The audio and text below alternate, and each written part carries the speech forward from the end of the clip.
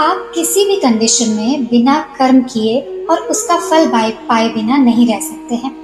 दोस्तों, आपने गीता में पढ़ा होगा कि भगवान श्री कृष्ण कहते हैं अर्जुन से कि कर्म करो, फल की चिंता मत करो।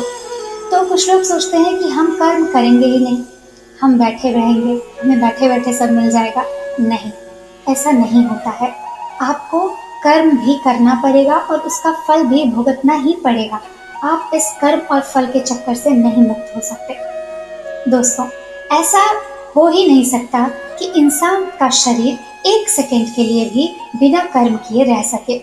ऐसा हो ही नहीं सकता कि इस सृष्टि का एक कण एक सेकंड के लिए भी बिना किसी कर्म के किए रह सके। कर्म करना हमारे जीवन का अभिन्न हिस्सा है। दोस्तों, अगर हम सोते भी हैं ना, लेकिन हमारा दिमाग नहीं सोता है। हम सपने देखते हैं, सांस लेते हैं, हमारे शरीर के हर अंग में करोड़ों सूक्ष्म कण अपना काम करने में लगे रहते हैं। हम कर्म किए बिना कभी भी नहीं बच सकते।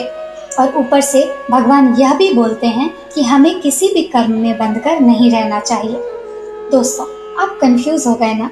देखिए, हम ना किसी भी पल को कोई भी काम किए बिना रह सकते हैं और ना ही हमें कर्म में बंध के रहना चाहिए। कहने का मतलब यह है कि हम जो भी करते हैं वो यह मानकर करें कि करने वाला मैं नहीं हूँ, बल्कि करने वाला तो ऊपर वाला है। मैं तो सिर्फ कारण मात्र हूँ उस काम को करने के लिए। इस काम को मैं नहीं कर रहा हूँ, बल्कि ये काम मेरे द्वारा कराया जा रहा है।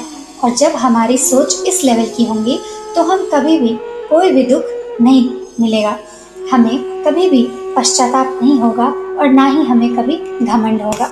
इसलिए आप कर्म भी कीजिए और अपने आप को कोई क्रेडिट मत दीजिए, क्योंकि काम कराने वाला कोई और है।